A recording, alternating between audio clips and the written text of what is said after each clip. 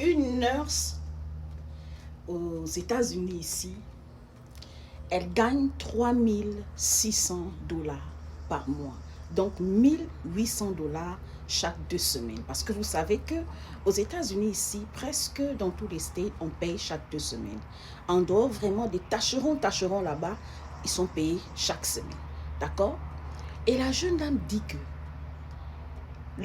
la façon que l'affaire de nurse là, quand ça sonne dans tes oreilles, toi tu te dis que quand tu seras nurse, tu n'auras plus de problème d'argent. Elle dit depuis que je suis devenue nurse practice, on dit ça, comment? Registre nurse. J'ai toujours des problèmes d'argent, les amis. Jusqu'à où vous me voyez là, je vais me taper un soukar d'Ali. Heureusement, je n'ai pas d'enfant. Je vis en appartement. En appartement. Je n'ai même pas encore acheté une maison. Voici comment elle détaille ses dépenses. Elle dit, je suis payée à 3600 $. Ça, c'est une nurse. C'est sur TikTok ici. Elle me parle, une américaine. Rent, 1600 $. Donc, son appartement, c'est à 1600 $. Elle paye 100 $, 500 $ pour le student loan. Le student loan, en fait, quand elle partait à l'école pour devenir nurse, là, elle a pris ce qu'on appelle un crédit pour les études. On appelle ça student loan ici, en anglais. Donc, elle est maintenant en train de rembourser ça. Et beaucoup de personnes qui font les études aux États-Unis, ils prennent souvent le student loan. Que tu veux être avocat, enseignant, ingénieur, tout ça là. Et souvent, ce qui est bien aux États-Unis ici, c'est quand maintenant tu commences à travailler que tu rembourses cette dette-là. Vous voyez, non? Mais si tu n'as pas fini tes études, tu dois toujours rembourser la dette. Eux, ils s'en foutent. Dieu merci, elle a terminé, non? Mais elle, dans son salaire, là, elle retire 500 $ pour le student loan. Tout dépend de chaque personne. Il y a des gens qui retirent juste 100 $. Ça dépend. Vous voyez, non? Elle dit, elle paye 100 $ chaque fin du mois pour le phone line. Donc, la ligne téléphonique qu'on utilise là, elle paye ça 100 $, à peu près 50 000. Vous voyez, non? Elle paye, donc 3600 $, c'est à peu près l'équivalent de presque 2 millions de francs CFA. D'accord? Donc, une infirmière complète ici, elle est payée à peu près dans les 2 millions de francs CFA. À peu près, hein? Close. Vous voyez, non? Ça dépend aussi des states. Mais le problème, c'est que même dans les states où on paye vraiment bien beaucoup là, le coût de vie aussi est élevé. Ce qui fait que tu vives en tant que nurse dans un state où le life cost est low ou le life cost est high, d'accord? Tout dépend comment est-ce que tu gères aussi ton argent. Mais majoritairement, beaucoup de nurses, vous voyez, non? Pas seulement les nurses, hein, beaucoup de gens qui ont un job en Amérique ici, qui sont salariés chaque 2 semaines là, ils s'en sortent pas. Et donc, elle dit 300 $ pour, comment on appelle ça, le car down payment, donc la voiture. Elle a pris la voiture à crédit. Donc maintenant, elle doit rembourser l'argent de la voiture que la banque lui a emprunté quand elle a acheté la voiture. Elle dit, à la fin de toutes ces dépenses-là, il y a d'autres choses qu'elle a citées, hein. Elle dépense 3300 $. Donc, il lui reste à peu près 300 $ à la fin du mois. Quand elle a fini de payer aussi la nourriture. Voilà.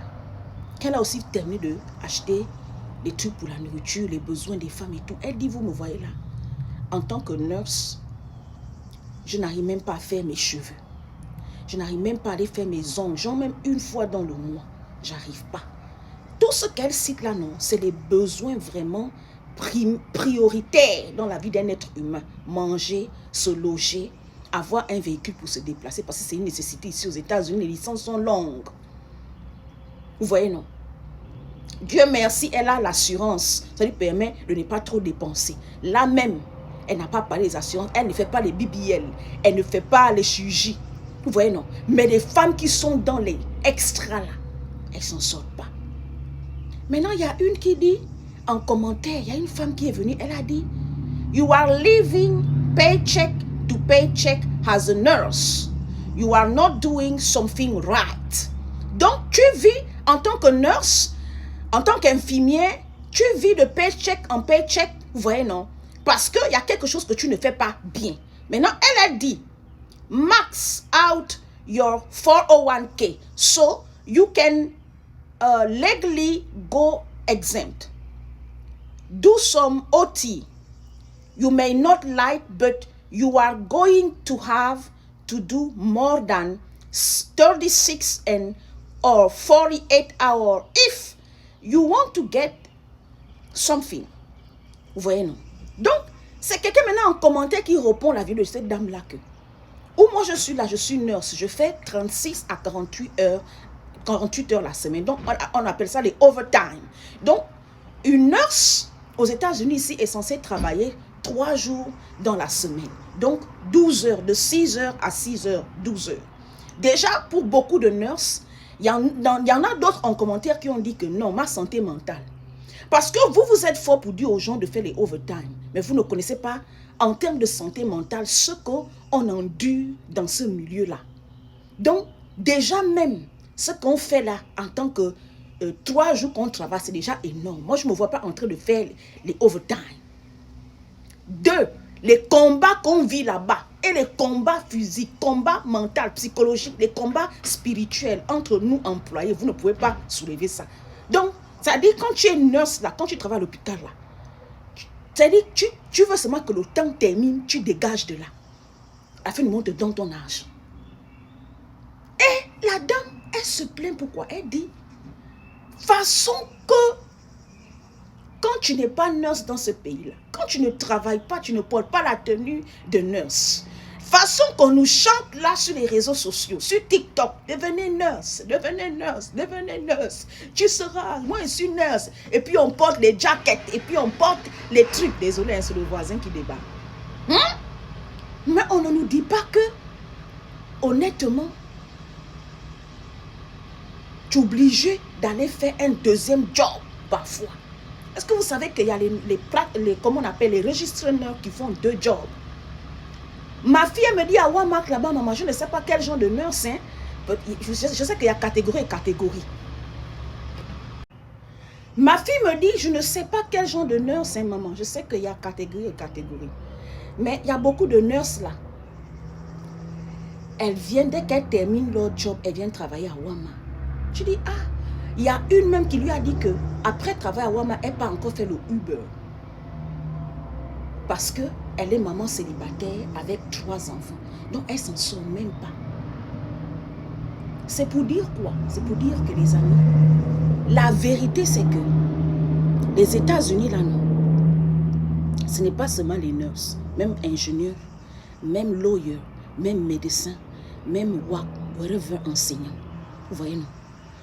L'argent aux États-Unis ici, les salaires des États-Unis par rapport au life cost, par rapport au coût de vie aux États-Unis dans tous les States, c'est extrêmement cher. Donc, n'importe quel boulot que tu fais aux États-Unis ici, là, c'est pour ça que vous voyez certains restent célibataires. Et là, elle dit, I'm single, I don't have any kids. Vous voyez, non? C'est-à-dire que, imaginez ceux qui ont des enfants. Donc, souvent, ne vous emballez pas trop. Choisissez ce dont vous êtes passionné. Ne partez pas faire quelque chose par esprit de compétition ou de rivalité. Et ne vous sentez pas inférieur quand vous voyez les autres porter la tenue de nurse. Je m'adresse surtout aux femmes africaines. Parce qu'il y a une femme sur Facebook qui m'a écrit là-bas. Oh non, quand je vous ai vu avec la tenue de nurse là, moi je rêve trop, c'est mon plus grand rêve. Je dis, maman, je comprends. Voilà, d'accord? Déjà, dans les trucs de nurse là, il y a les infirmières, il y a auxiliaires de vie, d'accord? Il y a catégorie, il y a niveau par niveau. Et en fonction des niveaux là, ce sont aussi des salaires. Donc, il ne faut pas trop envier les gens. Il ne faut pas trop vous sentir inférieur aux gens. D'accord? Choisissez un secteur d'activité où vous allez gagner votre vie. L'Amérique là, non. En fait, la vérité avec l'Amérique.